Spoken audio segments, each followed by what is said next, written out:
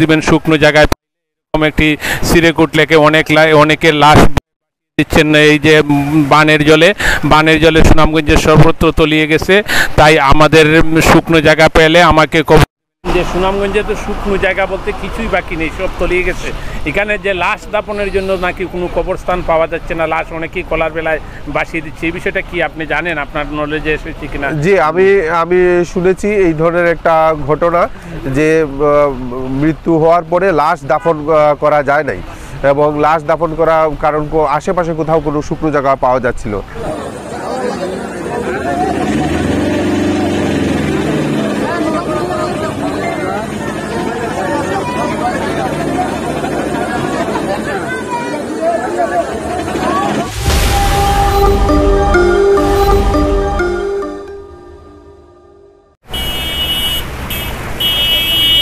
আমি বলি তুমি দাও।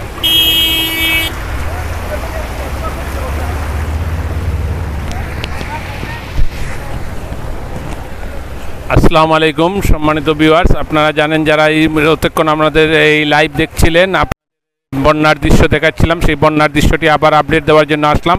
আপনারা একটা কথা জানেন, এই যে আমরা একটু আগে একটি আবেগপ্রবণ কথা বলছিলাম যে আমার লাশ কবর দিবেন শুকনো জায়গায়, একটি সিরেকুট লেকে অনেকের লাশ দিচ্ছেন এই যে বানের জলে সুনামগঞ্জের সর্বত্র তলিয়ে গেছে। তাই আমাদের শুকনো জায়গা পেলে আমাকে কম লিখে লাশের মধ্যে লাশ এবং সুনামগঞ্জবাসীর সেই আবেগের কারণ আমরা এখন সুনামগঞ্জের আমাদের পিছনে রয়েছে এইখানে সুনামগঞ্জের সাথে এই যে এইদিকে একটু দেখাও তো, এই যে দেখছেন এই রাস্তাটি তলিয়ে যাওয়ার সুনামগঞ্জের সাথে সড়ক যোগাযোগ বিচ্ছিন্ন। গতকালকে আমরা জানি যে বন্যার পরিস্থিতি কিছু উন্নতি হলো, আজকে সকাল থেকে বৃষ্টি হওয়ার কারণে, যদিও গতকাল সুনামগঞ্জের সাথে সড়ক যোগাযোগ ছিল, আর সুনামগঞ্জের সাথে সেই সড়ক যোগাযোগ আবারও বিচ্ছিন্ন হয়ে পড়েছে। অনেক লোকজন অনেক দুর্ভোগ পাচ্ছে, অনেক জায়গা থেকে ত্রাণ সামগ্রী আসছে এবং কোথায় নেই সুনামগঞ্জের যে এমন বিভিন্নভাবে করছে। আপনাদেরকে ইতিপূর্বে আপডেট দিয়েছিলাম যে তার ছেলে লাশের পাশে লিখেছে যে লিখে সিরেকুট লেকে ছেলে মায়ের লাশকে যখন নদীর পানিতে ভাসিয়ে দেয় এই বন্যার তখন কতটুকু মনে, সেটা আপনারা চিন্তা করে দেখবেন।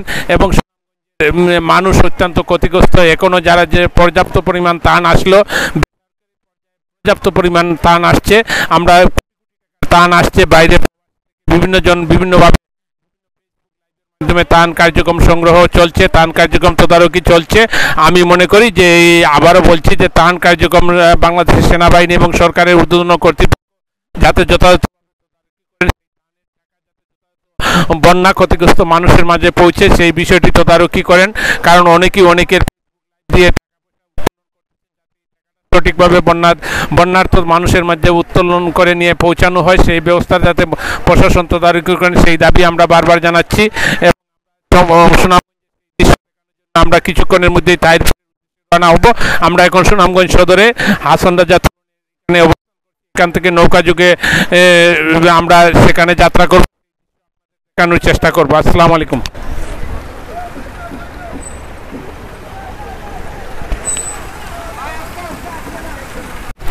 অনেক লোকজন আসছে, এলাকার ত্রাণ সামগ্রী নিয়ে আসছে, কেউ ত্রাণ বিতরণ করছেন, কেউ এলাকার বন্যা পরিস্থিতি দেখতে আসছেন।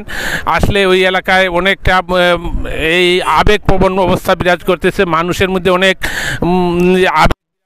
এই সুনামগঞ্জের বন্যা নিয়ে আমরা কথা বলবো এই হাওর উন্নয়ন পরিষদের সভাপতি জনাব কাশ্মীর রেজার সাথে। আপনি এই বিষয়ে কি বলবেন যে বন্যা বিষয়ে সুনামগঞ্জে যে ত্রাণ সামগ্রী আসছে এই বিষয়ে যদি আপনার একটা আপডেট বক্তব্য আমরা জানতে চাচ্ছি।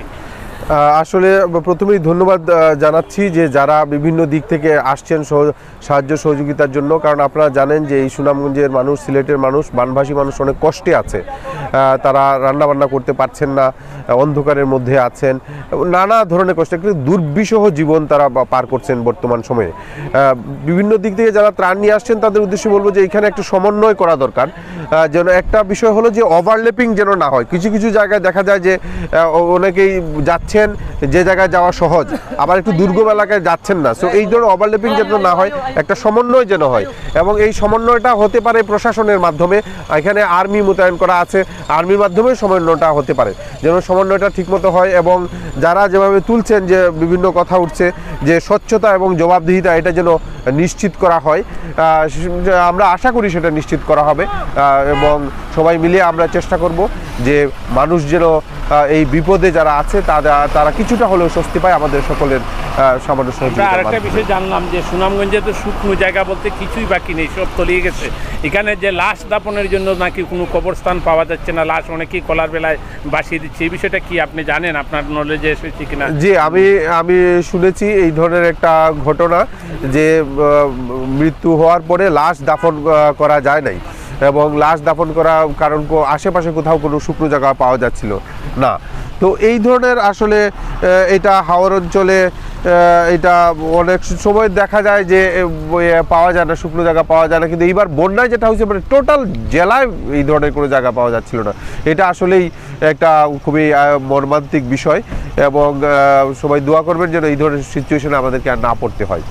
ত্রাণ নিয়ে কোনো অনিয়মের খবর টবর আছে আপনাদের কাছে, বা ত্রাণ সঠিকভাবে বিভিন্ন এলাকায় পৌঁছেনি এমন কোনো এলাকা আপনার জানা সত্যি আছে মনে করেন? জায়গা আছে একদম রিমোট এরিয়া যেগুলো, যেমন ধর্মপাশা কোনো ত্রাণ গেছে বলে আমার জানা নেই।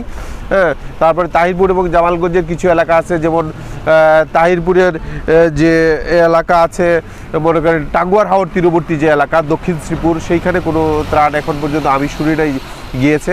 সো একটা সমন্বয় করা দরকার, এবং যারা আসলে অনেকেই আসেন দেখা যায় যে ত্রাণ দিয়ে দিনে দিনে তাদের ফেরার একটা তাগিদ থাকে সন্ধ্যার আগে, তো তারা অনেক রিমোটে যেতে পারেন না। এই জন্য আমরা বলবো যে স্থানীয়ভাবে যারা রিমোটে পৌঁছাতে পারবে, বিশেষ করে যারা স্থানীয়, যেমন আমাদের স্থানীয় সংগঠন আছে, এই ধরনের আরও বিভিন্ন যারা স্থানীয় লোক আছে, তাদের মাধ্যমে রিমোটে পৌঁছানোর একটা ব্যবস্থা অন্তত করা দরকার। বা যারা আসবে তারা একটু সময় নিয়ে আসলে হয়তো একটু রিমোটে গিয়ে দিতে পারবেন। আরেকটা বিষয় আপনার কাছে বলি, আমরা শুনতেছি যে বিভিন্ন এলাকায় চুর ডাকাতের উপদ্রব বৃদ্ধি পেয়েছে, এবং ত্রাণ সামগ্রী যারা বিতরণ করতে আসছেন নৌকা দিয়ে, তারা নাকি অনেক সময় ডাকাতের কবলে পড়তে হয়েছেন, এই বিষয়টি কি আপনি জানেন?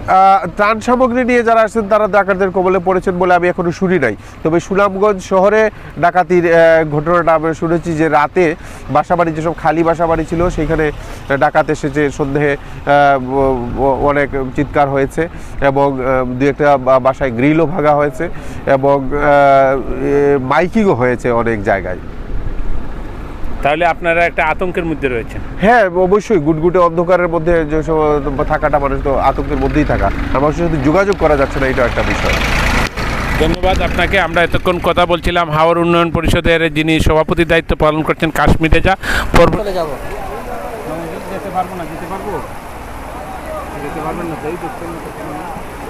একটা গাড়ি নিয়ে আমরা যদি একটা পিক আপ নিয়ে যদি আমরা মানুষগুলো চলে যাই, তাহলে আমাদের কভার ব্যান্ডে যাবে। আচ্ছা, কমিন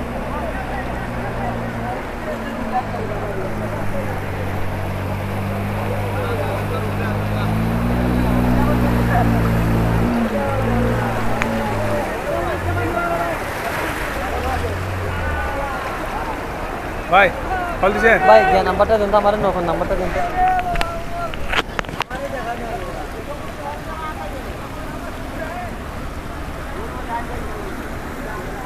এটা নেই, এটা দুই তো বলতো না।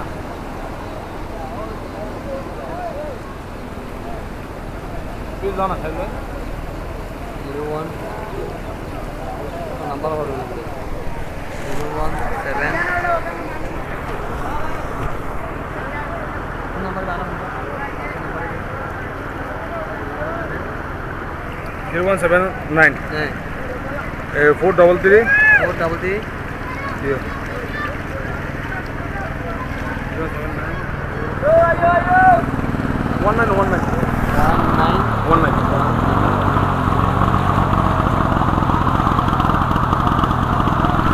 দেন মোবাইল দেন।